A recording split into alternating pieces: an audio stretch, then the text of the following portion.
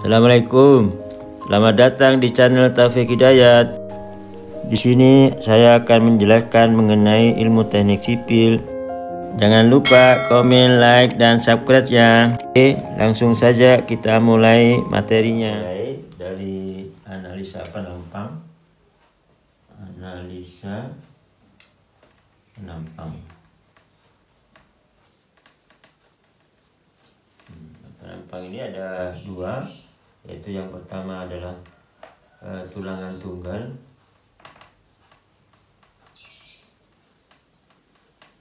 tulangan ganda. Ini juga ada dua juga, ini akibat momen positif, ini juga akibat momen negatif. Ini juga gitu, ini momen positif, ini juga momen negatif. Nah, pemahamannya momen positif itu apa? Momen positif itu adalah ketika serat bawahnya mengalami tarik. Kalau momen negatif ketika serat bawahnya mengalami tekan. Jadi sehingga sekarang fokusnya momen positif atau momen negatif itu fokusnya di serat bawah. Ketika serat bawahnya itu ini, kalau penampangnya seperti ini yang namanya bawah, ini bawah, ini atas. Ketika ininya tertarik dia positif, ketika ininya negatif, tertekan, maka dia disebut momen negatif. Sehingga pemahamannya adalah fokus di serat bawah. Nah, kalau di penampang ini tandanya dia momen positif itu adalah seperti ini. Nah, ini tandanya. Ini adalah momennya. Artinya apa? Yang bawahnya tertarik, yang atasnya tertekan. Kemudian kalau yang begini, nah ini berarti ini momen positif. Kalau yang ini momen negatif. Sehingga nanti analisa penampangnya ada 4 macam ini. Jadi tulangan tunggal, tulangan ganda, dan masing-masing mengalami momen positif dan momen negatif. Kita mulai membahas yang mengalami momen positif. Tulangan tunggal. Tulangan tunggal itu apa? Nah ini. Tulangan tunggalnya di sini. Nah, jadi hanya satu aja tulangannya, atasnya tidak ada. Ini biasanya analisis ini jarang dipakai, tetapi ada di plat.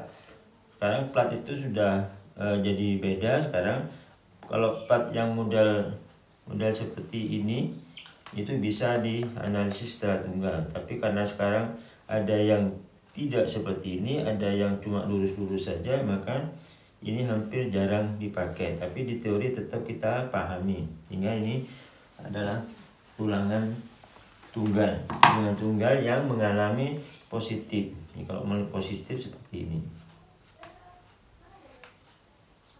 Ini momennya. Hingga di sini tulangannya, hingga kita identifikasi ukurannya, ini B, ini H. Nah, ini H. Kemudian ini pusat ini tulangan ke serat paling atas itu namanya D. D efektif. Kemudian yang ini namanya D aksen. Nah, D aksennya adalah selimut beton ini, selimut beton. Nah, di sini.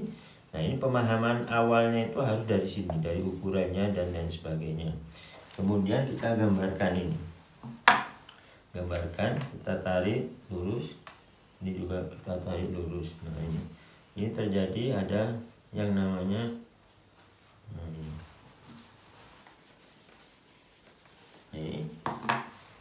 ini tidak boleh terus ke sini. Nah, sampai ke sini tidak boleh, harus sampai lurus tulangan ini. Nah, ini sampai sini. Sehingga gambar yang ini itu tidak ada. Kalau ini ada, maka artinya apa? Betonnya itu dianggap menahan tarik. Nah, kalau sampai di sini berarti betonnya memang sudah dianggap tidak menahan tarik, walaupun beton sendiri itu mempunyai kemampuan untuk menahan tarik, tapi dalam perhitungan sipil itu dianggap sama sekali tidak menahan tarik. Ini kita hapus ini, sehingga diagram tegangannya ini, diagram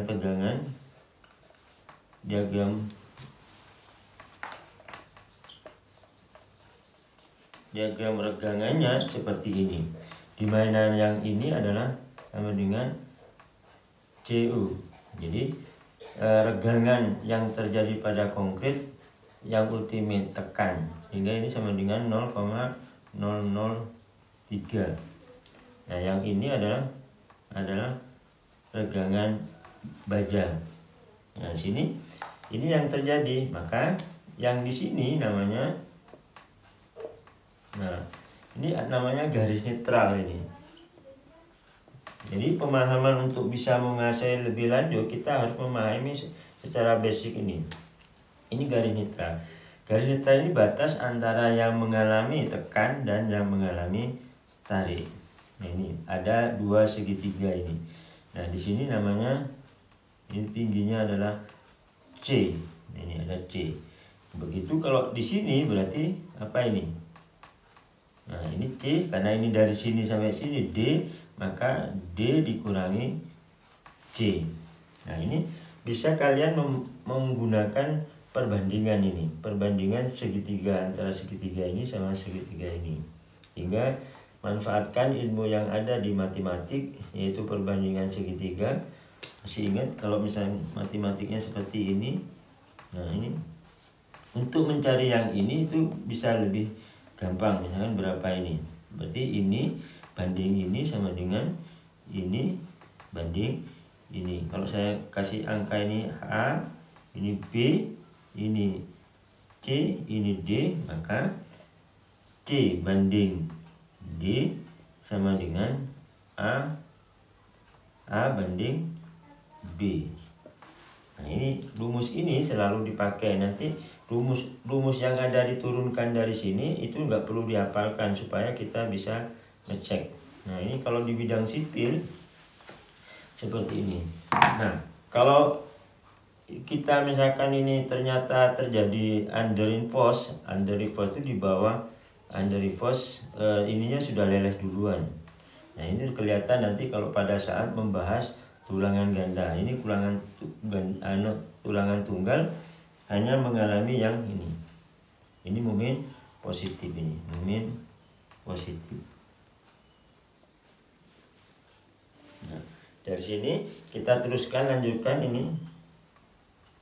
Nah, ini adalah gambarnya seperti ini.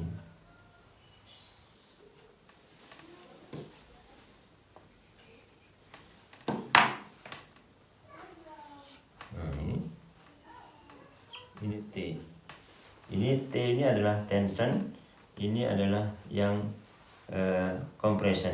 Sehingga kalau ini aslinya ini diagram tegangan ini. Nah, karena ngitungnya ini agak susah, maka disederhanakan. Ini menjadi FC aksen. Jadi ini dipermudah menjadi bentuknya seperti ini. Nah, ini tinggi bloknya adalah A, ini adalah tetap C. Nah, ini luasnya ini adalah separuhnya ini. Nah, ini namanya C. Ini C, ada CC. Nah, ini CC. Kalau C yang ini namanya compression, itu kata tekan. Kalau yang C ini adalah C konkret. Jadi CC ini sama dengan T. Nah, ini hukum keseimbangannya akan berlaku. Nah, tujuan kita membahas seperti ini itu kita lihat dari bentuknya ini. Berarti yang belum kita tahu ini kita udah tahu, ini mutunya sudah tahu, ini sudah leleh ini. Jadi kalau sudah leleh gampang ini. Kalau sudah leleh itu tandanya adalah ini. Ini sama dengan F Y dibagi E. Ini modulus elastisitas steel, es baja. Nah ini modulus elastis. Nah ini harus sama dengan ini kalau dia supaya under reinforce. Nah kalau tidak ini reinforce berarti boleh kurang, boleh tidak. Under reinforce itu adalah ininya sudah meleleh duluan, jadi tulangannya yang meleleh duluan. Kalau compression failure berarti dia akan betonnya mengalami kehancuran duluan, sehingga yang boleh dirancang itu adalah supaya tulangannya itu harus leleh duluan. Kenapa harus leleh duluan? Karena kalau kita leleh itu bukan berarti hancur ya atau roboh gitu, tapi dia akan melendut. Nah begitu ada melendut, maka kemungkinannya kalau itu terjadi pada gedung, banyak orang-orang pada berlarian. Ketika dia berlarian maka akan terjadi apa? Dia kembali lagi ke semula, tidak jadi runtuh. Makanya diposisikan under reinforce. Kalau yang over, artinya tulangannya yang berlebihan itu, maka betonnya yang hancur duluan. Hingga beton itu hancur, kita nggak bisa ada tanda-tanda apa-apa, moro-moro kita sudah hancur, sehingga itu kemungkinannya dihindari. Nah dari sini semua muncullah ini. Nah ini MN ini momen nominal itu sama dengan bisa T, bisa CC. Nah CC kali jaraknya.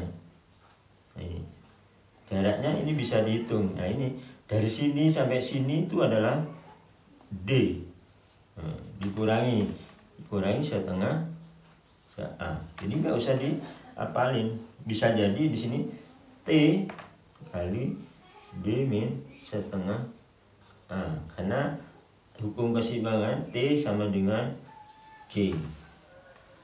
Ya. Nah C ini kalau dia tulangannya double bisa ada di dua ini. Ada CC, ada CS. Sehingga ini bisa kita lanjutkan. Jadi momen nominal itu didapat dari seperti ini. Nah momen nominal ini kapasitas, kalau misalnya kita istilahkan itu kapasitas, maka harus lebih besar dari MU.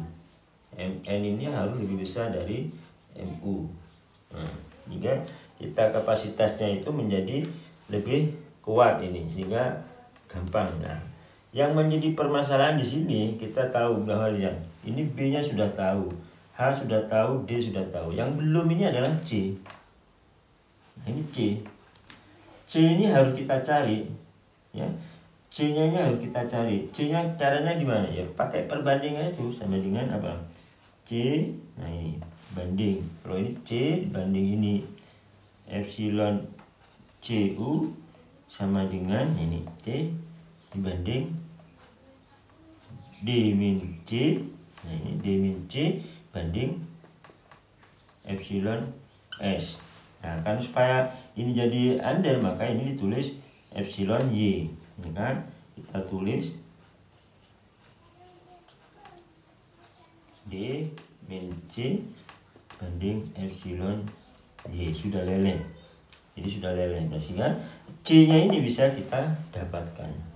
Nah, jadi tujuan utama dari sini semua sebelum menghitung MN ini, makalah mencari C ini, yaitu tinggi batas antara yang mengalami tekan dan mengalami tarik. Hingga C ini harus ini. Nah, kemudian dari C ini ternyata ini ada unsur A. Setelah C dapat, maka dapatlah A. A itu sama dengan berapa? Nah ini C sama dengan beta.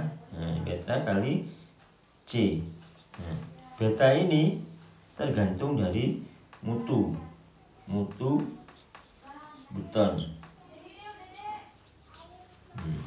Itu beton ini biasanya 0,85 ini biasanya. 0,85 nilainya kalau mutunya itu di bawah 30 MPa. Nah, kalau mutunya di bawah 30 MPa, ini nilainya ada ini. Kalau misalkan ini naik, misalnya 31, maka ini turun ini. Bukan lagi menjadi 0,85, tapi turun 0,008. Nah ini per naik 1. Kalau misalnya 31, maka turun ini. Kalau naik 2 berarti 2 kali ini. Baru 0,85 dikurangi 2, sehingga hasilnya itu tidak lagi 0,85. Tetapi kalau mutunya di bawah 30 itu selalu 85. Misalkan 29, 25, 20 itu semua pakai angka 0,85 untuk mendapatkan A-nya. Sehingga ketika dari rumus ini semua, maka yang paling menentukan adalah nilai C ini. C ini ketika tahu maka A dapat. Ketika A dapat maka kita lanjutkan. Karena C ini sama dengan apa? A. Nah ini A kali tegangan beton. Nah ini karena ini kan 0 ini. Nah jadi kalau ketika dirubah ini menjadi 0,85 F aksen C. Nah, ini. Sehingga di sini kalikan tegangannya adalah 0,85 F aksen C. Nah di sini ternyata sangat menarik ini. Ini 0,85 dengan 0,85. Ini beda ini ya.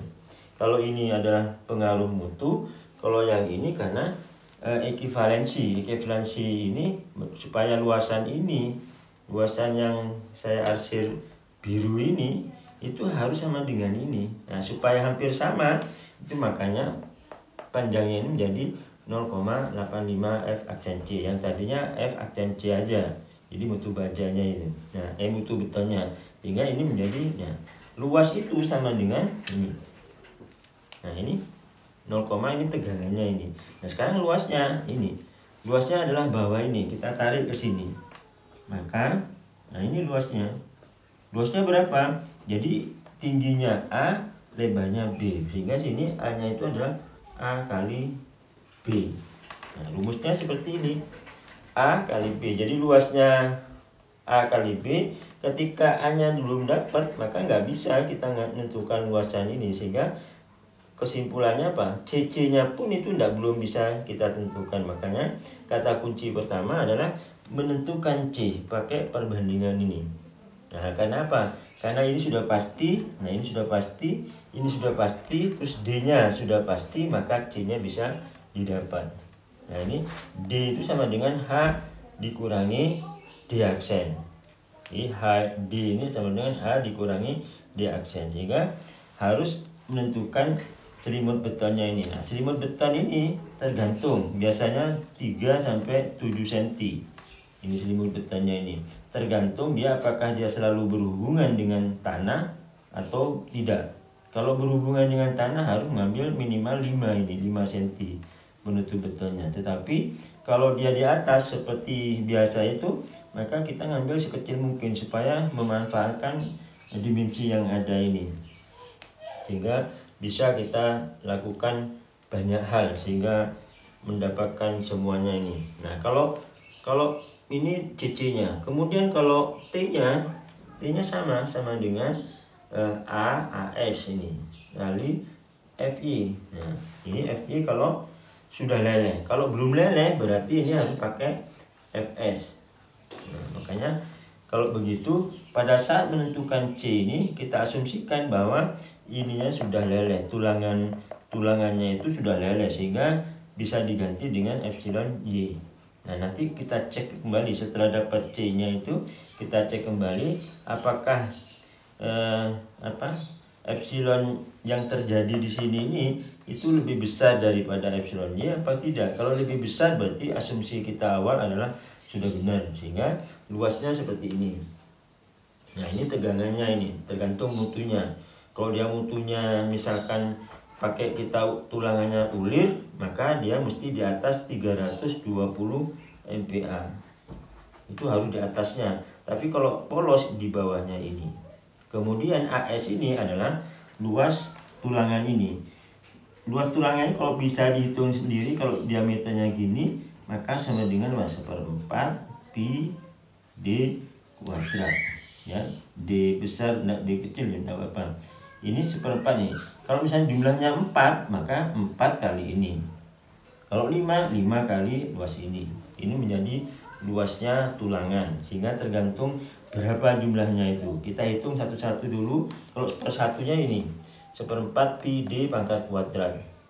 Jadi kalau misalkan ini D-nya 10, berarti 10 pangkat 2 kali ini. Tapi kalau ini misalkan jumlahnya 8, ya 8 kali ini nanti. Sehingga luasan di sini akan kita dapatkan. Ini untuk yang mengalami tulangan tunggal yang mengalami momen positif, sehingga kita harus membahas satu-satu. Kalau misalkan terjadi kesulitan ini, jadi yang penting di sini nih, jadi harus tentukan dulu garis netralnya.